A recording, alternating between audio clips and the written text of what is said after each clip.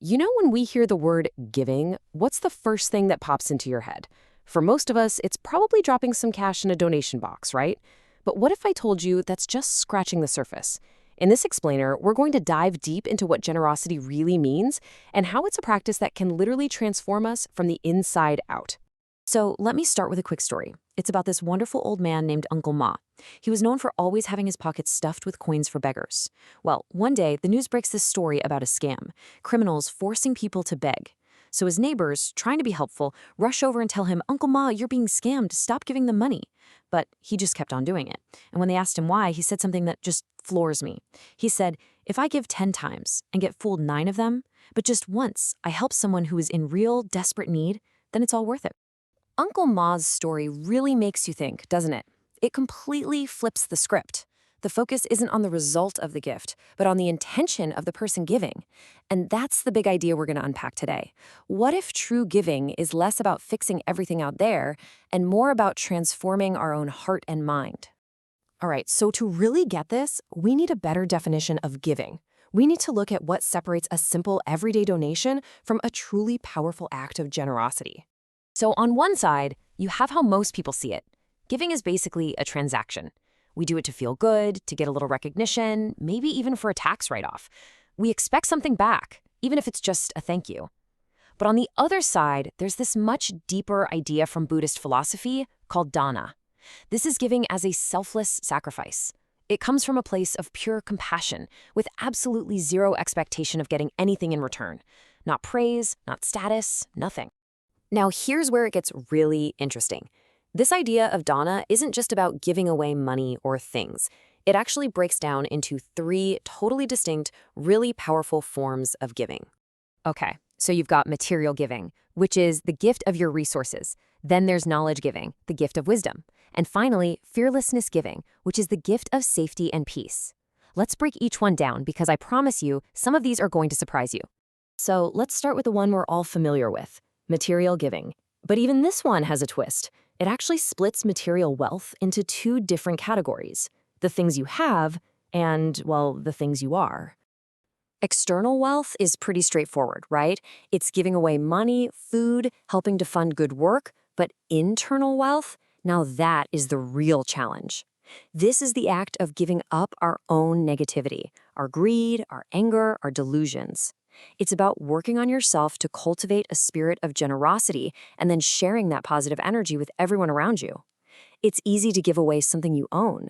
It's way harder to give up a piece of your own ego. And that flows perfectly into the second form, which is often considered the greatest gift of all, knowledge giving. We all know that old saying, right? Give a man a fish, you feed him for a day. Teach a man to fish, you feed him for a lifetime. That's this idea in a nutshell. And you can think about this type of giving on different levels. On a basic level, it's just sharing simple ethics, the idea that actions have consequences. Then at an intermediate level, you might be guiding someone toward a way of life that helps them break free from their own patterns of suffering.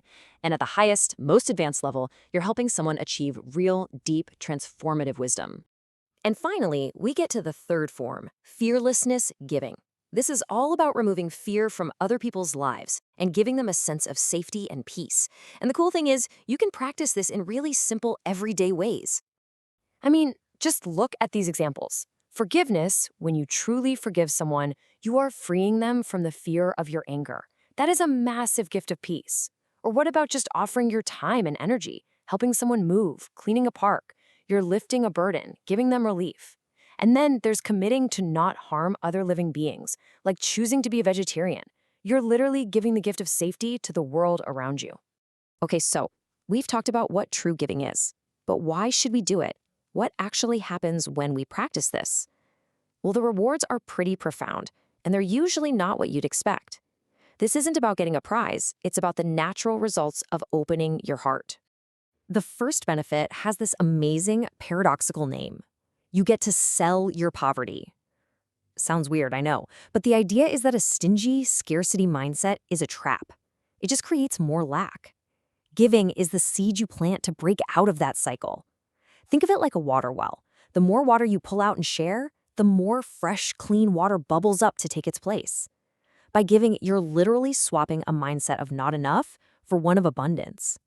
Second, You can invest in your next life. We've all heard you can't take it with you. And when it comes to your money and your car, that's true. But you can convert it. It's kind of like exchanging currency. You can't spend dollars in Japan. You have to exchange them for yen. In the same way, giving is how you exchange your worldly wealth for merit, a kind of spiritual currency that you can take with you. And maybe the most important benefit of all, giving helps us overcome our own suffering. Think about it. So much of our anxiety and pain comes from attachment, from clinging to things, to ideas, to our identity. That constant feeling of, this is mine. Every time you give something away selflessly, you're practicing letting go. You're loosening the grip of that mine mentality, which is the root of so much of our unhappiness. The Buddha himself said something absolutely stunning about this. He said that if people truly, deeply understood the benefits of selfless giving, they wouldn't even take a bite of food without first having given something away. That it would be so important they would offer even the most precious thing they have without hesitation. Just wow. So the why is pretty clear, right? But what about the how?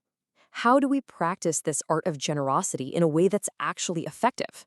Because it's not just about giving at random. It's about giving with real wisdom and intention. Turns out there are 3 key parts to think about. First, the giver. That's us. Our mind has to be in the right place, a place of compassion, not expecting a pat on the back. Second, the gift itself. It has to be something the other person actually needs and that will genuinely help them.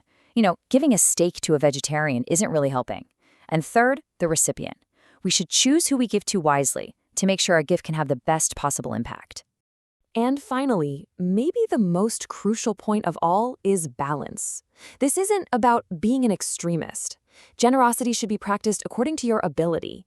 It's not smart to give so much that you hurt your own family, but it's also a shame to give only a tiny bit when you could easily do more.